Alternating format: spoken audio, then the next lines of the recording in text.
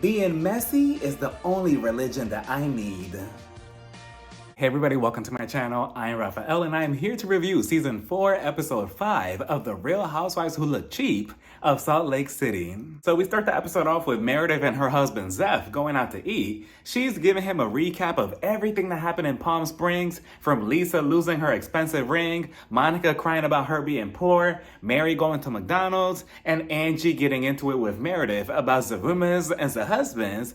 And then Meredith gives an odd premonition of what's to come later on in the episode by telling Zeph, "I've heard so many rumors about Angie K in the streets. What I find so ironic is that she's trying to tear into my personal life as if karma won't be served to her." And then that's when we hear the dramatic music. So then we head over to her and Lisa. They're going out to get facials. Not those type of facials, the boring ones. So, and surprisingly, they didn't go to Beauty Lab. I expected them to at least give Heather some type of business, but... So they get there and Lisa starts telling us a story time and she's like, "Oh my gosh, so Meredith, guess what? I went to this tanning salon 30 minutes before they closed and the employees actually refused to give me a tan. I was so confused. I'm like, wait a minute, baby gorgeous. I'm Lisa Barlow. You can't say no to me." So I threw a whole tantrum and we got into it and it was pretty ugly. No, it was pretty ugly. But you know what? After I got my tan, I actually got an email from the company saying they were taking away my membership. So now I'm not allowed to go back, but... And I'm thinking, Lisa, you probably thought that this story was probably going to come out cute and quirky and, oh, I'm a boss chick, blah, blah, blah to the audience. But all it showed is that you're an entitled person and who knows how you are once the cameras are down. Like you're getting into it with employees who are just doing their job. They're trying to close down for the night and you want to come in last minute and take their time away just for you. So they get their faces scanned in by this machine that tells them what procedures they need, which is so crazy to me how far advanced technology has gotten, because back in my day, you just go in, the person will take one good look at your face like, "Whoa, you look like shit. Come lay on the table, we're about to clean you up." But now they have these contraptions that tell you what you do need, what you don't need. Does it help you find a man too? But they're laying on the table to do their facials. You know, I was thinking of having this big event and inviting everybody, including Monica. I know that she'll probably show up and I'll probably wear all my designer outfits just to bother her a little bit. You know what I'm saying, Meredith? Ow, ow, be careful with my face. Ow, ow, ow. Then we see Whitney and Monica meeting up at the bar to eat something and to catch up after the Palm Springs trip. Monica actually lets us know that her dog ran away from home while she was gone. And I bet you the dog was probably looking around like, "Woof, woof, is she gone? Woof, woof. I'm tired of her feeding me that cheap dog food. I'm gonna go find some rich parents with money. Woof, woof, woof, woof, woof." And ran away. But luckily, Monica found the dog again through a website, I believe. And I know the dog was probably crying when they took him back. Like, "No, I finally found a rich parent." She also tells Whitney that she's invited to Lisa's event and hopefully her and Lisa could be in a better place. She's just going to tell Lisa, "Look, you're materialistic. It is what it is. Let's move on." And I wonder if Monica is still going to feel the same way when she gets the season 2 check. You know, because right now I'm pretty sure she's getting paid okay for the Housewives. But then when she comes back next season, because I'm assuming she does, you know, once her salary goes up a little bit, I wonder if she's going to feel the same way. But time will tell. Whitney, on the other hand, she just can't help herself, right? She's telling Monica, Monica, I'm really enjoying getting to know you and everything, but I don't appreciate how you were being a big old meanie pants to Angie K on the trip. You were being a big bully and you were constantly, criticizing her and stuff, and I don't like that because you're supposed to be her friend." First of all, Whitney, let's get two things straight here. Monica is not Angie K's friend. They knew each other only because of Jen Shah. That was their little connection to each other. That's it. Second of all, that whole issue would have never happened. None of this would have never happened if it wasn't for you springing Angie K on everybody and on us, the audience, on the trip in the first place. Like, so now all of a sudden, Whitney wants to be the moral compass of friendships, as if we haven't seen her behavior the last 3 seasons. Monica, she's telling her, "Look, I feel like Meredith needed somebody in her corner, somebody by her side. You wouldn't like somebody talking bad about your business the way Angie K was about her about her jewelry, right?" And, I understand what Monica is saying, but at the same time, Monica, like I said last week, it could come off very very ass kissy from you and Meredith, the way you're so far up her ass. You know, it's just kind of like pull it back a little bit because at the dinner table, Meredith handled NGK by herself. She didn't need you to jump in her fight. She had her one-on-one. So then Whitney was trying to manipulate Monica in this whole situation as if she was the issue. She was just like, well, Monica, I just feel like you're being very defensive right now. And I just feel like maybe you should explain yourself a little bit. And I'm like, Monica was quick with it though. And she was a little shady because she tells Whitney, well, maybe I am being a little defensive and this is me explaining myself. I just don't think that you've ever had somebody like me before, Whitney. Basically saying that this ain't Phaedra. And she's only trying to look out for Meredith. But of course, that's not okay with Whitney. She wants chaos, not peace. And she's also trying to manipulate Monica and everybody else against Meredith in a very subtle but obvious way by telling her, well, if I was you, I would have my eye out on Meredith and I wouldn't really trust her because, well, at the airport, she told me that she knows a couple of things about Angie K, but you didn't hear it from me, okay? But yet you want peace within this group, right, Whitney?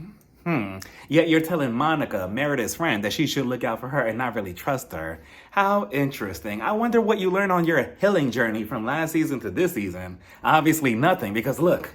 And then on top of that, she gets even further exposed by Monica asking her, so wait, are you gonna tell NGK about what Meredith told you? And this is when I knew that Whitney was up to no good because she's like, oh, no, I'm not getting involved. Because she wants you, Monica, to do her dirty work. She wants you to go up to NGK and say, hey, did you hear about X, Y, and Z? I heard this. And then that's when NGK is gonna confront Meredith, and then Whitney, she's just gonna sit back and relax once the chaos starts happening. And she's like, oh no, I didn't say anything. This was all Monica. I see what you're doing, Whitney. You're not stupid. Well, I mean, kind of. But I see what you're doing. So we continue with Whitney at her house with her family. She's coming out with a celebration cake for her husband, Justin, because according to her, he signed a contract in his last job before he got fired that he was not allowed to find a new job for a whole year after them. And I just don't see how that's possible or how that makes sense. Because, I mean, if that's the case, where's my contract so I could sign it? You know, it sounds like a free vacation to me, but... And I feel like Justin genuinely thought that this was going to be a touching moment between him, his wife, and the kids for the show. And now we're dealing with Whitney because Whitney, just like how she sprung Angie K on Meredith on the trip, she sprung this whole conversation about the kids on Justin, and I feel like he genuinely did not see this coming. She's like, honey, don't eat the cake. I need to return that cake to the supermarket tomorrow because I only brought it so we could film the scene together. But we need to talk about the kids. You need to still drop and pick them up from school because I'm not doing it anymore. I'm a big girl now. I'm not a little girl, and I have businesses to run, okay? So you need to do all of that because I'm not doing it anymore. And I just know that Justin was just looking at her like, sweetie, this is not what we discussed upstairs that we were going to talk about on camera. What are you doing? You're going off script. Like, she completely blindsided him with that. And I understand exactly what she's saying. You're going to have to give him some type of space, at least in the beginning, so he could slowly get back on his feet. You know, he had no job for a whole year. Lazy bum. And how are you going to give him a celebration cake with a Superman logo, yet you're treating him like the Joker? Like, what a mess. But I do like that she says that she's trying to be more in her kid's life because look what happened in her childhood. Nobody really looked out for her, yet she was going through so many things behind closed doors, and she doesn't want the same thing to happen with her kids. Next, we head over to Angie K's house, and it's almost like the producers told her, you have 10 seconds to film anything interesting going on between you and your husband before we cut to the next scene. And go. All right, that's a wrap. Next. Like, can I at least get to know their dog first before we go to the next scene? Like, damn.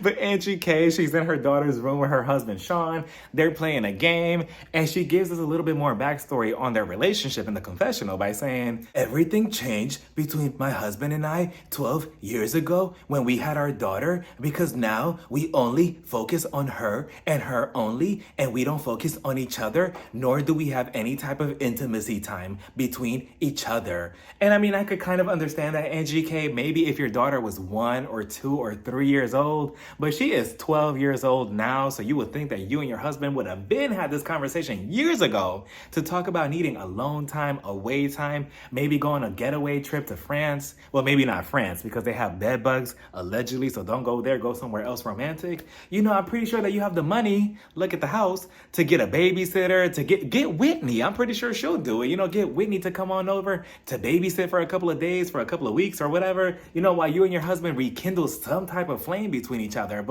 And on top of that, the bed that they both sleep in doesn't make it any better either, because Sean, he sleeps all the way over there in New York. You sleep all the way over there in California. So just imagine trying to get intimate one night. Like, you know what? I'm going to try to get some dick tonight. Let me see. Sean? Sean? Sean, come over here on this side of the bed.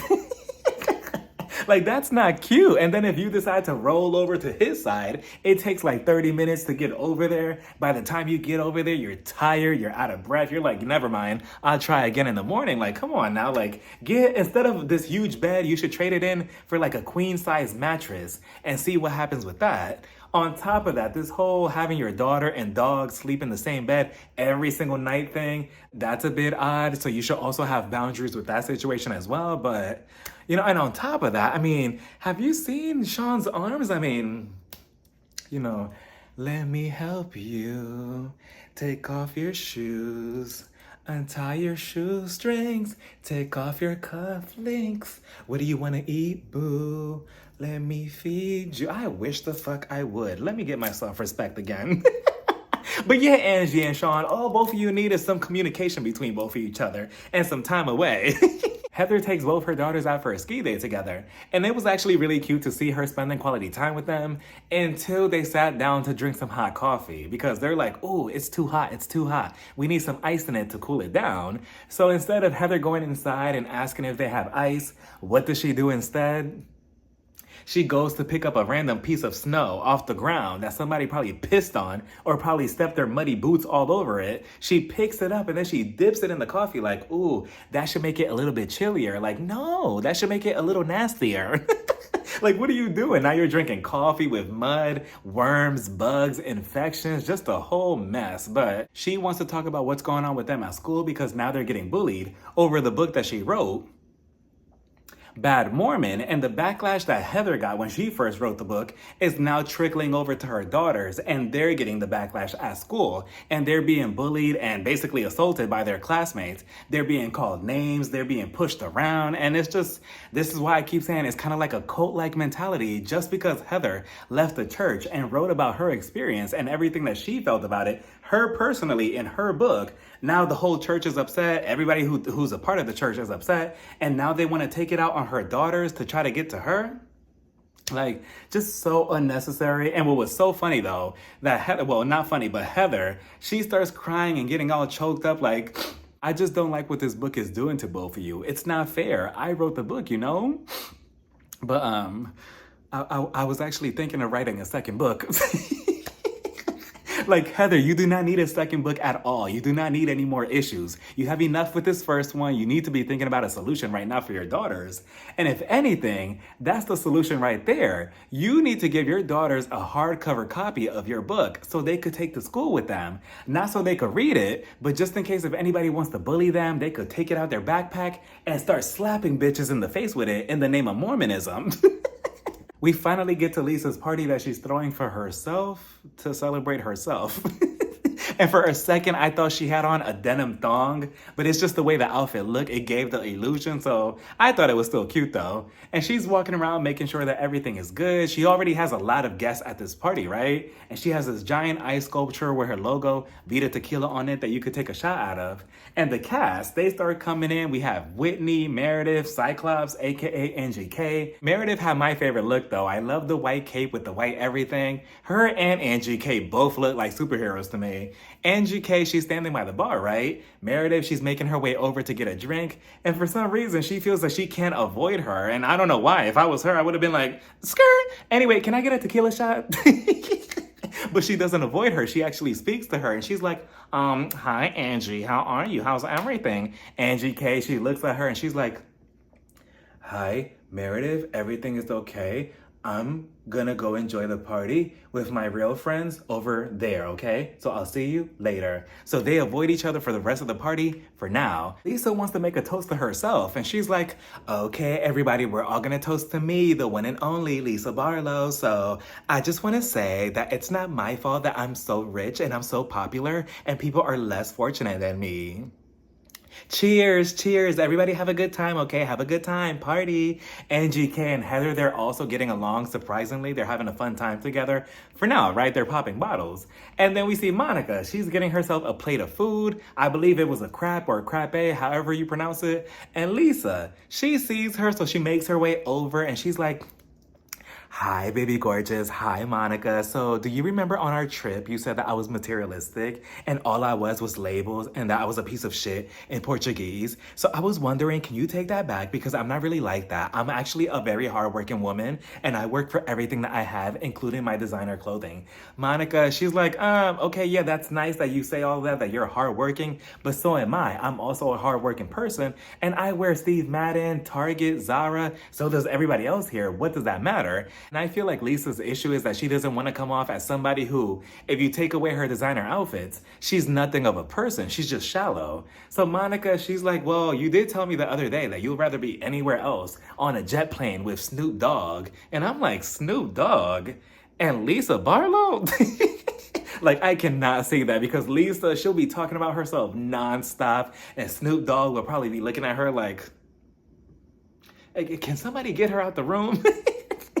So Lisa's like, I never said that. I don't even know Snoop Dogg. I don't know what you're talking about. I never said that to you. Please take that back. So then Heather, she jumps in it and she's like, oh, I actually did hang out with Snoop Dogg at one point. I have a picture to prove it. And then we see a picture of her and Snoop Dogg for some reason back in 2015. Like, how did that happen? So then they continue going at it and Lisa's getting rowdier. She's getting more and more upset that Monica is not taking back anything that she is saying to her and she's in her face. And then Angie K. Angie K reminds me of the shark from the movie Jaws. You know, she's just kind of like preying on everybody like, da-na, da-na, da-na, da-na, da-na, da-na, da-na, da-na, da-na, here I am. She pops up out of nowhere and she interjects herself in this conversation that has nothing to do with her. And as I'm trying to listen to both of them go at it, I'm listening to what she's saying to Monica that has also nothing to do with the conversation that they're having. She's like, Monica, I brought you into this group. Like, Angie K, what does that have to do with anything? It's already, 5 episodes in, and that's the only thing that she keeps repeating to Monica nonstop. How, oh, I brought you through this group. I brought you through this group. I brought you through this group. Okay, so what? Angie notices that she's not getting the attention from Monica, so she decides to take it up a notch by taking this stick from Monica's plate of food that she has in her hand, and she's like, oh, shut your mouth. And she proceeds to put the stick, or at least attempt, to put it in Monica's mouth. Angie K, that's basically like you putting your hands on me, and now everything after this is fair game. Because if she would have took that plate of crepe and thrown it in your face, it would have been warranted. Because you don't do that. You don't put your hands. I don't even know if you washed your hands or not. You don't put your hands in somebody else's food and then proceed to take something off it and put it in their mouth. Like, what? And, you know, then Monica, she puts her plate of food down and she's like, look, you need to stop, Angie, because if you continue on and you continue playing around with me, you're going to open up Pandora's box. And I'm like, ooh, open it, open it, open it. So then Lisa, who's standing off to the side, she comes back into the conversation. She tells Monica, Monica, you really need to stop. You're being very disrespectful right now. You're being very disrespectful. And I'm like, but your finger and you're all in somebody else's face, but yet she's being disrespectful. And all she was doing was eating her food. You're the one that came to her with the BS.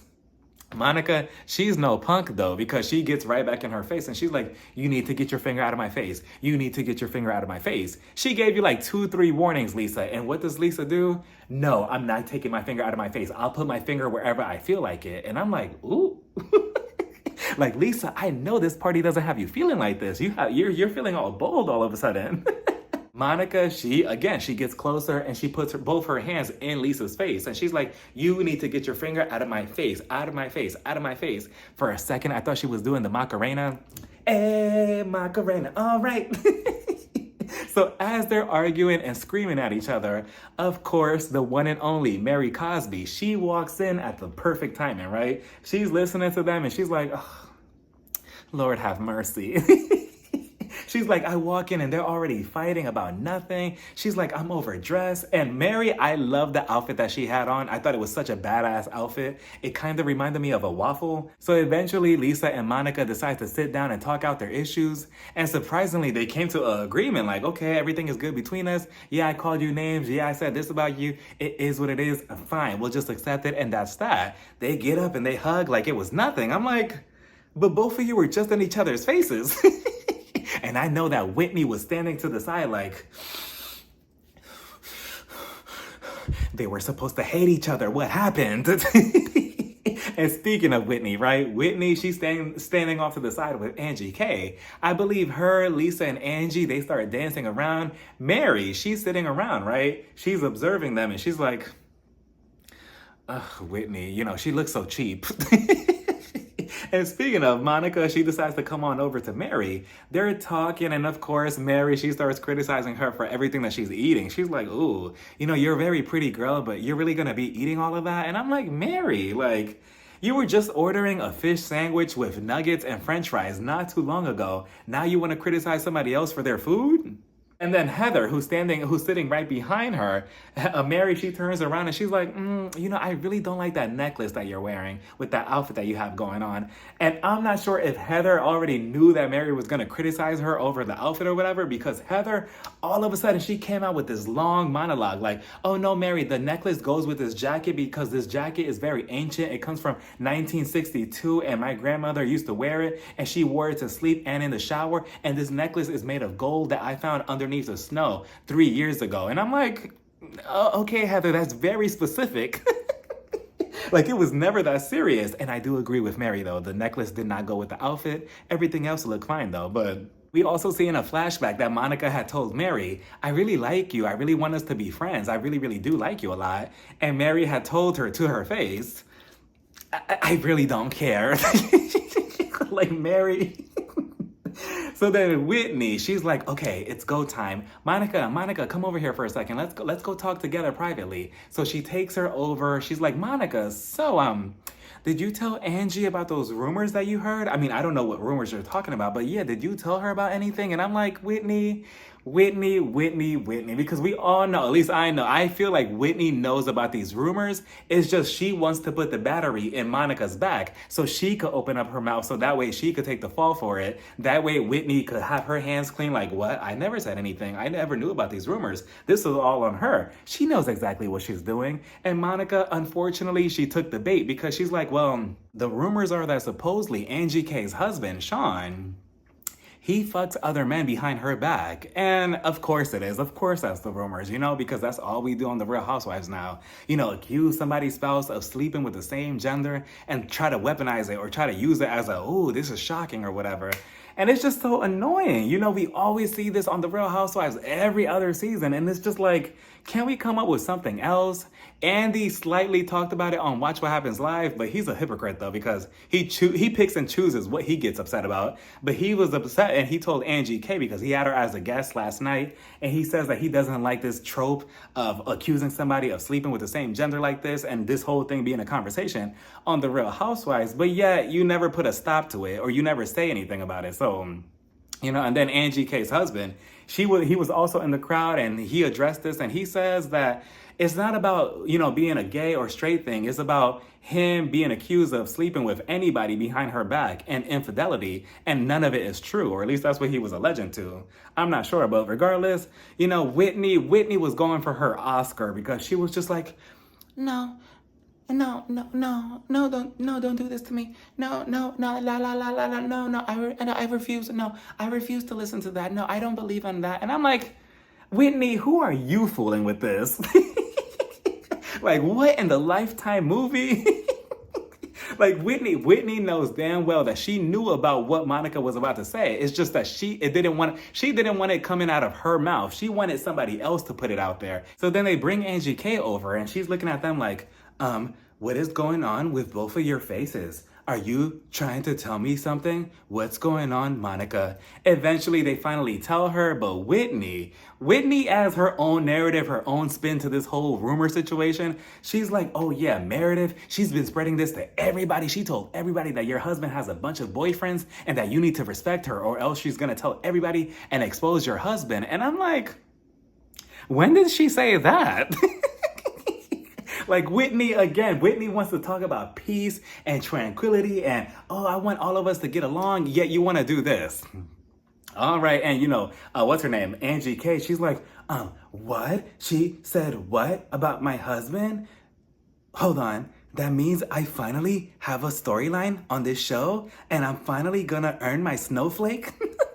And as for Meredith using this rumor as a weapon against Angie K, I mean, I want to say that I don't believe that I don't feel like she would do such a thing because her son is gay himself, so she would know what it's like to out somebody and how harmful that could be. But, at the end of the day, that really doesn't mean anything because you could be capable of anything. And so, but she did tweet last night that no, she doesn't care about who Sean is sleeping with, and no, she never put out these rumors out there to begin with. So at the same time though, then Meredith, then what were the rumors that you were referring to back in Palm Springs about when you said, oh, you want to talk about the husbands? Then what was that about? Was that a whole different rumor that we don't know about yet? Like, I also don't like how people are using the stereotype of, oh, he's a hairdresser. Of course he's gay. Just look how he dresses. Look how he looks. He looks like a top. He looks like a bottom. None of that is okay for you to accuse somebody else of or to assume of somebody else. Like, it's not okay. It all sounds ignorant to me. And then on top of that, let's just say that the rumor is true, right? Why would both of them even agree to get on this show, knowing there's a possibility of one of his boyfriends, alleged boyfriends, opening up his mouth later on down the line and trying to expose him for whatever, and then now you're on this TV show and you have to explain yourself about that situation? Like, I don't know, it's just very tricky. And people are saying that this is Angie's karma for what she said last season about Jen Shaw and Heather Barbie scissoring and that they slept together and that's how Heather really got her black eye. I don't see how karma plays in that aspect, but regardless, Angie K was excited. She got up. She started storming Meredith. She told the camera crew, make sure to follow me. Make sure to get all this footage, okay? This is going to be good. Okay, guys, give me 1 second. And she started storming to Meredith. And she's like, Meredith, can I talk to you? And then it was left at a to be continued. But it's just so unfortunate that we're repeating this whole, oh, your husband is sleeping with another man type of thing. And we're going to just make this a whole thing on the Housewives again for the 100th time. And it just isn't for the men, too. It's also for the women. I didn't like it when we just saw it on Atlanta with Drew and Ty and how they were trying to make that whole situation come about. And I'm pretty sure we're about to see it again on Beverly Hills with Morgan and Kyle. So, with that being said, let me know what you all thought about this whole entire episode down in the comments. Bye, everybody. Mwah.